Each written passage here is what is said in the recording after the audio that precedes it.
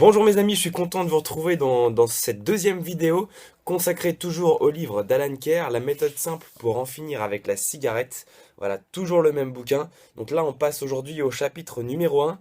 Je suis désolé, j'ai la voix très très cassée parce que j'ai mal à la gorge depuis plus d'une semaine. Peu importe, j'ai la voix un petit peu coupée. Excusez-moi. Donc dans le chapitre numéro 1, le titre du chapitre, c'est Le pire fumeur que je n'ai jamais rencontré. Donc dans ce chapitre-là, Alan Kerr va parler tout simplement de lui, parce que il nous explique que le pire fumeur qu'il n'ait jamais rencontré, c'est lui-même.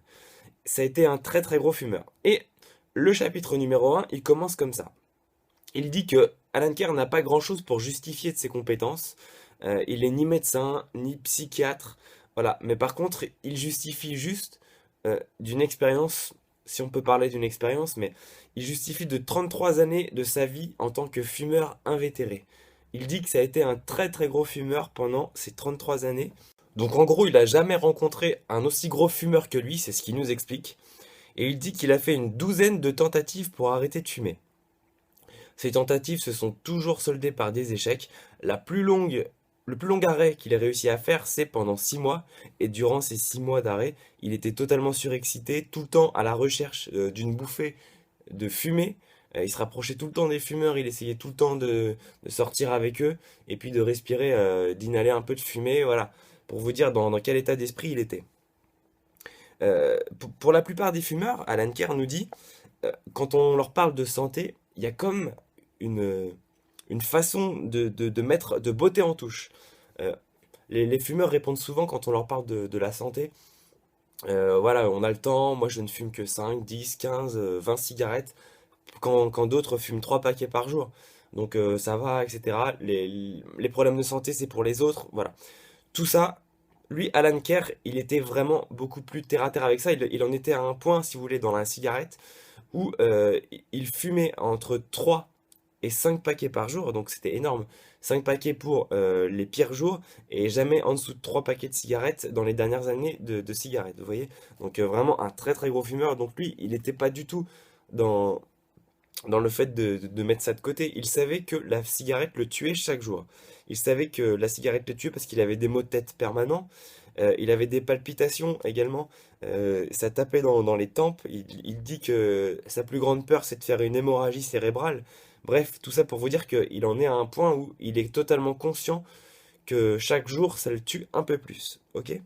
Il toussait énormément aussi. Il était tellement pris dans cet engrenage et ne voyait tellement plus de solution, avec tellement d'arrêts sans résultat, avec des arrêts toujours suivis d'échecs, que Alan Kerr avait totalement abandonné toute tentative pour arrêter de fumer. Il s'était résigné à se laisser mourir, à vivre, à continuer de vivre les dernières années de sa vie avec cette cigarette, sachant que son espérance de vie était totalement réduite par ces quasiment 100 cigarettes par jour quand ça n'allait pas. Ok?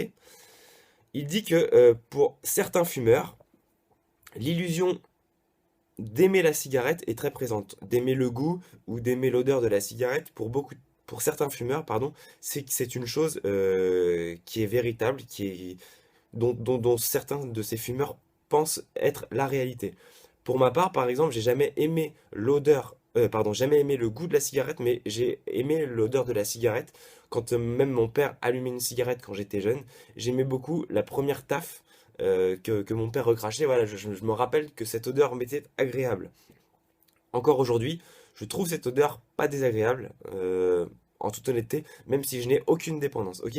Alan Kerr, lui, dit que pour lui, ça n'a jamais été le cas. De toute façon, il a jamais trouvé l'odeur, ni le goût de la cigarette agréable.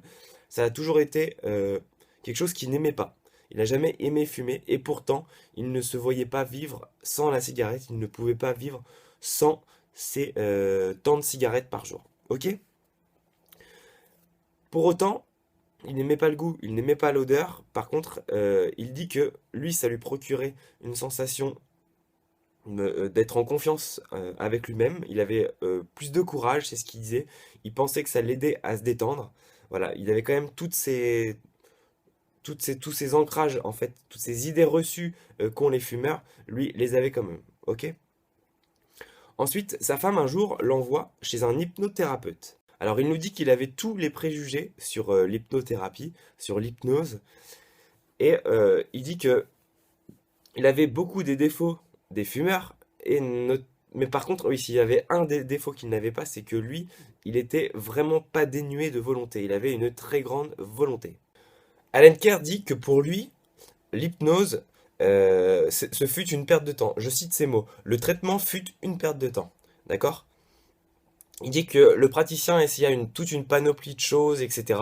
Il dit même que ce praticien, en fait, n'était pas très bon dans ce qu'il faisait, mais que pour autant, ça a créé chez lui un déclic qui lui a ensuite permis d'arrêter de fumer. Donc il dit que s'il n'avait jamais été à cette séance d'hypnose et qu'il n'avait jamais rencontré cet hypnothérapeute, il serait peut-être même plus là aujourd'hui, parce qu'il était à une telle consommation qu'il serait probablement mort. Donc cet hypnothérapeute lui a un peu sauvé la vie, mais malgré lui.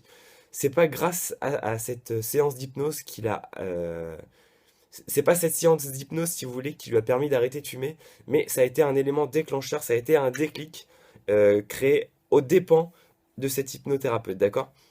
C'est un petit peu à contre-cœur qui dit ça, puisque vraiment, c'est cet hypnothérapeute qui lui a sauvé la vie, plus ou moins, puisque s'il ne l'avait jamais rencontré, il serait sûrement décédé, mais il est lucide et il dit que il n'était pas forcément très efficace, ce monsieur, et que c'est pas grâce à lui que monsieur Alan Kerr a arrêté de fumer. Il dit que l'hypnothérapie est un moyen de communication. C'est simplement un moyen de communication comme un autre pour amener euh, un message dans le subconscient du fumeur. D'accord? Il dit que c'est une puissante force de suggestion qui peut être utilisée à bon ou à mauvais escient. Donc, si vous êtes intéressé par l'hypnose, sachez que ça marche, mais qu'il faut que vous passiez par quelqu'un qui vous recommande. N'allez pas chez n'importe qui. On peut vous faire avaler des mauvais messages et ça peut être totalement l'effet inverse, d'accord? Donc il y a des bons hypnothérapeutes, il y en a des mauvais. Faites-vous en recommander un, c'est ce que je peux vous conseiller de mieux et c'est ce qu'Alan Kerr vous dit aussi. Pendant ces années épouvantables de fumeur, je pensais que ma vie dépendait de la cigarette. Il dit que toute sa vie était tournée vers la cigarette et qu'il s'était résigné à mourir plutôt que de vivre sans la cigarette. Vous voyez à quel point Alan Kerr était arrivé à un point de non-retour. Euh, il s'était vraiment mis toute sa vie tournée autour de la cigarette et il ne voyait plus comment s'en débarrasser en fait. À tel point que il dit que il se trouve l'homme le plus chanceux du monde le jour où la chose la plus extraordinaire lui arrive, c'est que qu'il ait réussi à se libérer de ce cauchemar. Pour lui, c'est la chose la plus extraordinaire qui lui soit arrivée dans la vie. Il a vécu ça comme un moment de soulagement incroyable. Et il dit pourtant il n'est pas du genre mystique, il n'est pas du genre à croire aux magiciens, aux contes de fées, etc. Mais que malgré son esprit très scientifique, il a compris, après cette séance d'hypnose, qu'il y avait eu quelque chose, il y avait eu quelque chose qui s'était passé, que c'était pas l'hypnose, donc il a lu aussi plein de bouquins en fait sur l'hypnose, et il s'est dit non, c'est pas ça du tout, donc il sait que c'est pas par un coup de l'esprit magique, c'est pas un gourou, c'est pas, il n'y a pas eu de conte de fées, il y a pas eu de choses comme ça, c'est pas non plus l'hypnose qui lui a permis d'arrêter de fumer, donc il se pose beaucoup plus de questions que ça. Et je cite une de ses phrases. Pourquoi avait-il été si ridiculeusement facile d'arrêter alors que mes précédentes tentatives m'avaient causé des semaines de sombre dépression? C'est la question qu'il se pose. Et en fait, il s'est rendu compte, en se posant toutes ces questions, qu'il avait abordé le problème à l'envers. Il a dit, pardon, excusez-moi, il a dit que il essayait d'expliquer pourquoi il avait trouvé si facile d'arrêter alors que le problème était plutôt d'expliquer pourquoi les fumeurs ont autant de mal et trouvent-ils ça autant difficile. Il dit, en fait, quand on essaie d'arrêter de fumer, on est tellement focalisé en gros sur le fait que c'est difficile d'arrêter de fumer, qu'il y a tout un tas de difficultés, etc., qu'on est incapable de se mettre en tête que ça peut être très facile. Et en fait, tout réside là-dedans. En gros, si on pense que ça va être difficile, ça va être difficile. Si on pense que c'est facile, c'est facile. Alan Kerr dit qu'on a un vrai pouvoir en nous que l'on sous-estime, et c'est exactement ce qu'il a pris. C'est exactement, si vous voulez, la prise de conscience qui s'est passée en lui après cette séance d'hypnose. Ok? Il dit aussi qu'un fumeur confirmé, cela n'existe pas. Et oui, il faut savoir qu'il n'y a pas de fumeurs confirmés ou de fumeurs débutants, il y a simplement des fumeurs. Il y a plusieurs stades dans la cigarette, il y a plusieurs stades dans le nombre de cigarettes qu'on fume par jour, mais quand on est accro à la substance et qu'on est dans cet engrenage, on est dans cet engrenage de toute façon. Alan Kerr cite un autre passage très important que je vais vous lire. N'importe qui peut non seulement arrêter, mais de surcroît le faire sans difficulté. Au fond, seule la peur fait continuer de fumer, la peur que la vie soit jamais aussi appréciable sans tabac et la peur de la privation. En gros, voilà, ce qui nous fait tous peur, c'est simplement la peur de ne pas réussir à vivre normalement sans cette cigarette. C'est ce que Alan Kerr voit et c'est vraiment la prise de conscience qu'il a après cette séance d'hypnose.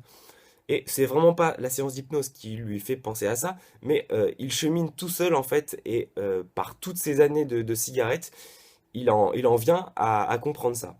En gros, c'est l'état d'esprit qui va faire la réussite ou non dans l'arrêt total définitif de la cigarette. Ok? Il dit aussi que tous les fumeurs peuvent trouver facile d'arrêter de fumer, même vous. Il le dit. Il dit même vous. Vous avez beau vous croire le plus grand de tous les fumeurs, de tous les temps, etc. Vous inquiétez pas, il y a toujours pire que vous. Ça se trouve en Australie ou je ne sais où, vous avez le mec qui fume 10 fois plus que vous. Voilà, il y a toujours pire de toute façon, c'est même pas une question d'échelle dans la cigarette, puisque un moment dans le livre, et ça je vous le dis un petit peu avant, il nous dit que le soulagement est tel pour quelqu'un qui fume plus que en fait c'est plus facile pour lui d'arrêter de fumer parce qu'il va ressentir un bonheur et une délivrance bien plus incroyable que le petit fumeur, si on peut parler de petit ou de gros fumeur, d'accord? Donc il n'y a pas d'échelle dans les fumeurs, il n'y a pas de choses comme ça. C'est tout le monde peut arrêter de fumer, il suffit simplement de se dire je peux arrêter de fumer. Voilà. Ça paraît tout bête, ça paraît sortir d'un chapeau de... Mais c'est vraiment par là que commence son livre. Et vous allez voir que tout est basé là-dessus. Alan Kerr vous dit, les deux principales causes d'échec à sa méthode, ce sont les instructions qui ne sont pas suivies. Et notamment, il dit de ne pas essayer de réduire. Ça, c'est quelque chose d'important. Il ne faut pas essayer de réduire votre consommation pendant que vous lisez son livre. Voilà, c'est ce qu'il dit. Il dit de ne pas utiliser de substituts aussi.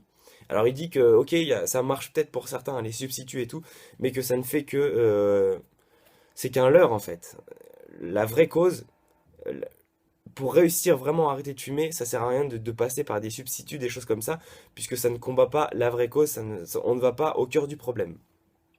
Et la deuxième cause d'échec, il dit que ce sont ces arguments qui sont mal compris. Si vous le lisez avec un état d'esprit ouvert, vous réussirez totalement à arrêter de fumer. Ok? Donc voilà, on arrive au terme de ce premier chapitre que je vous ai résumé. Donc si vous avez aimé, eh ben, faites tourner cette vidéo, partagez-la au maximum, mettez des pouces pour liker mes vidéos, comme ça elles sont de plus en plus visibles. Abonnez-vous aussi à la chaîne, comme ça la chaîne a plus de puissance et plus de visibilité. Et je vais vous mettre tout de suite ici sous la vidéo un petit lien sur lequel vous pouvez cliquer, vous mettez votre mail et vous recevrez mon guide pour réussir à arrêter de fumer. Et je continue toutes mes vidéos pour vous amener tous les chapitres, chaque chapitre, je vous les mets dans une vidéo à chaque fois, et toujours plus de vidéos aussi de ma part, où je vous aide à arrêter de fumer. Bye bye, à bientôt.